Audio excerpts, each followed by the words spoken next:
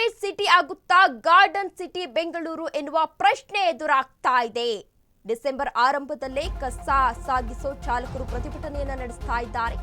Garbage city ಆಗುತ್ತಾ garden city Bengaluru ಎನ್ನುವ ಪ್ರಶ್ನೆ ಇದೀಗ ಎದುರಾಗ್ತಾ ಇದೆ. ಡಿಸೆಂಬರ್ ಆರಂಭದಲ್ಲೇ ಕಸವನ್ನ ಸಾಗಿಸೋ ಚಾಲಕರು ಪ್ರತಿಭಟನೆಯನ್ನ ನಡೆಸ್ತಾ ಇದ್ದಾರೆ.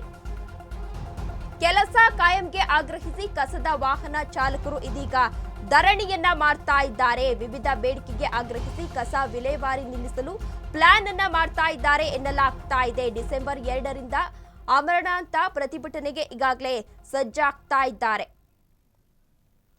ರಾಜಧಾನಿಗೆ ತಟ್ಟಲಿದೆ ಕಸದ ಸಂಕಷ್ಟ. ಗಾರ್ಡನ್ ಸಿಟಿ ಆಗುತ್ತಾ ಗಾರ್ಬೇಜ್ ಸಿಟಿ ಎನ್ನುವ ಕ್ವಶನ್ ಇವೀಗ ಎದುರಾಗ್ತಾ ಇದೆ. ಡಿಸೆಂಬರ್ ಆರಂಭದಲ್ಲೇ ತಟ್ಟಲಿದೆ ಕಸ ಸಾಗಿಸೋ ಚಾಲಕರ ಪ್ರತಿಭಟನೆ. ಕೆಲಸ ಕಾಯಂಗೆ ಆಗ್ರಹಿಸಿ ಕಸ ಸಾಗಿಸೋ ಆಟೋ ಲಾರಿ ಚಾಲಕರು ಪ್ರತಿಭಟನೆಗೆ ಕರೆಯನ್ನ ನೀಡಿದ್ದಾರೆ.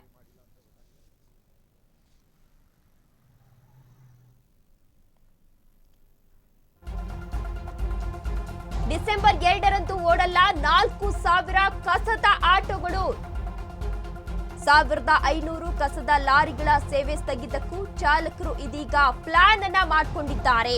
ಗುತ್ತಿಗೆ ಹೊರಗುತ್ತಿಗೆ ಆಧಾರದಲ್ಲಿ ಇರುವವರ ಕಾಯಂಗೆ ಪಟ್ಟನ್ನ ಹಿಡಿದಿದ್ದಾರೆ ಚಾಲಕರು. ಕಸ ವಿಲೇವಾರಿ ಸ್ಥಗಿತ ಮಾಡಿ ಪ್ರತಿಭಟಿಸೋಕೆ ಇದೀಗ ಚಾಲಕರು ನಿರ್ಧಾರವನ್ನ ಕೂಡ ಮಾಡಿಕೊಂಡಿದ್ದಾರೆ. ರಾಜಧಾನಿಯಲ್ಲಿ ಈಗಾಗಲೇ ಕಸ ವಿಲೇವಾರಿ ಸಮಸ್ಯೆ ಎದ್ದು ಕಾಡ್ತಾ ಇದೆ. ಆ ಹಿನ್ನೆಲೆಯಲ್ಲಿ ಇದೀಗ ಪ್ರತಿಭಟನೆಯನ್ನ ನಡೆಸ್ತಾ ಇದ್ದಾರೆ. ಬೆಂಗಳೂರಿನ ಗಲ್ಲಿ ಗಲ್ಲಿಯಲ್ಲೂ ಕಸ ನಿರ್ವಹಣೆ ಸಮಸ್ಯೆಯಾಗಿದೆ.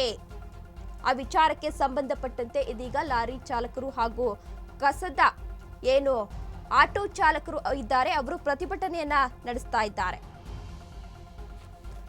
ಇಷ್ಟೇ ಸರ್, 2018ರಲ್ಲಿ ಪೌರ ಕಾರ್ಮಿಕರನ್ನ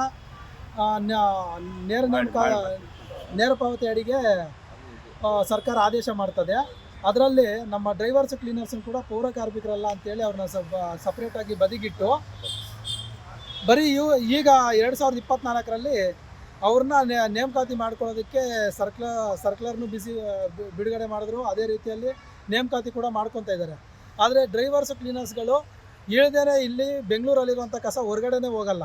ಅಂಥದ್ರಲ್ಲಿ ಅಂಥ ಕಸನ ಸಾಗಿಸ್ತಾ ಇರೋವಂಥವ್ರು ಮತ್ತು ಮನೆ ಕಸ ತಗೊಳ್ಳೋ ಅಂಥವ್ರನ್ನ ಇದುವರೆಗೂ ಅವ್ರಿಗೆ ನ್ಯಾಯ ಕೊಡೋದಕ್ಕೆ ಸರ್ಕಾರಗಳು ಯಾವುದು ಮುಂದಾಗದೇ ಇರೋದ್ರಿಂದ ಸುಮಾರು ಮನವಿ ಪತ್ರಗಳನ್ನ ಕೊಟ್ಟಿದ್ರು ಅದ್ರ ಪ್ರತಿಫಲ ಸಿಗದೇ ಇರೋದ್ರಿಂದ ತುಂಬ ನೊಂದು ಕೊನೆಯದಾಗಿ ನಾವು ಈ ಒಂದು ಅನಿರ್ದಿಷ್ಟಾವಧಿ ಉಪವಾಸ ಸತ್ಯಾಗ್ರಹನ ಕುತ್ಕೊಳ್ಳೋದಕ್ಕೆ ನಾವು ತೀರ್ಮಾನ ತಗೊಂಡಿದ್ದೀವಿ ಸರ್.